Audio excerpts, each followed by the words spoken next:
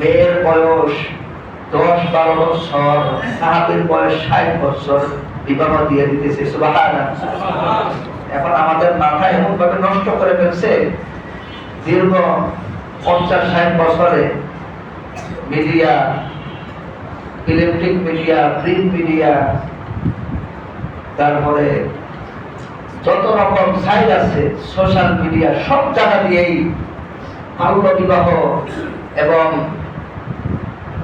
পার্থক্য, একজন বয়স্ক মানুষ তার সাথে একজন ছোট মানুষের পার্থক্য, এইভাবে এমন এক পার্থক্য তৈরি হয়ে গেছে, সবার মস্তিষ্ক এখন খারাপ। বিবাহ করা খুব খারাপ, এত বয়স্ক মানুষ কেন বিবাহ করবে, এই বৃদ্ধ হয়েই তার জীবন শেষ করতে হবে। কিন্তু যদি ওই ব্যক্তি জেনা করতে যায়, নাউজুবিল্লাহ, নাউজুবিল্লাহ, জেনা চলতেছে, অধিকারের মধ্যে মানুষ যায় না, এখন যাচ্ছে, টাকাওয়ালারা টাকার মাধ্যমে তাদের এই জেনার খোরাক তারা করতেছে, এটা তাদের জন্য মিডিয়া এটাকে খারাপ ভাবে দিচ্ছে না। কথা বলেন ঠিক কিনা? অন্যায়কে অন্যায় বলুন, যেটা অপরাধ সেটা অপরাধ বলুন। জেনার মতো হারাম আল্লাহ বলেছেন ওয়ালা তাকরাবুজ জিনা, তোমরা জেনার কাছেও যেও না। আর সেই জেনাকে বৈধতার মতো অবস্থা তৈরি করেছে এই মিডিয়া। কথা বলেন ঠিক কিনা? আল্লাহ হারাম করেছে আর বিবাহকে হালাল করেছে। মহান আল্লাহ তাআলা বিবাহকে হালাল করেছে। 100 বছরের একজন বৃদ্ধ যে কোনো মেয়েকে বিবাহ করতে পারে। কথা বলেন ঠিক কিনা? এই অধিকার কে দিয়েছে? আল্লাহ। বলেন না, কে দিয়েছে? আল্লাহ।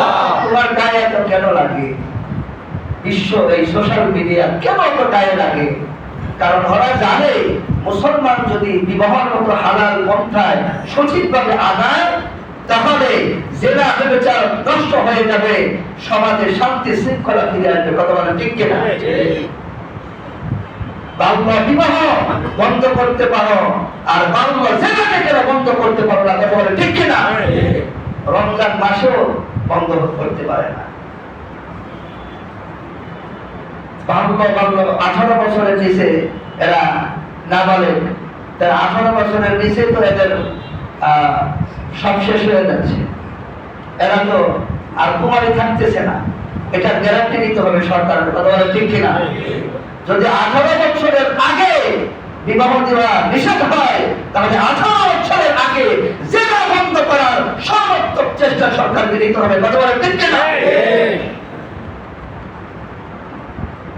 সামনে বিলায়ের সামনে শুটকি রাইখা, এই বিলায় শুটকি খাবি না, শুটকি খাবি না, মাছ রাখছে বিলায়ের সামনে, আবার খুইলা এটা খাবি না, খাইলে কিন্তু বের দিয়ে পিঠানো। বিলায় কয় যে আমার সামনে শুটকি রাখছো কেন? এটা বাইরে অন্য জায়গায় রাখো, ঢাকনা দিয়া সরাই রাখো, আমার নাকের সামনে শুটকি রাখছো, মাছ রাখছো, আর বলছে খাবি না, খাবি না। এই আইন আমার ঠ্যাঙ্গেও মানে না। ঠিক না? এর জন্য আল্লাহ তাআলা যা হালাল করেছে ওগুলার মধ্যে মানুষ, মানব সম্প্রদায়ের মুক্তি, শুধু মানুষ না।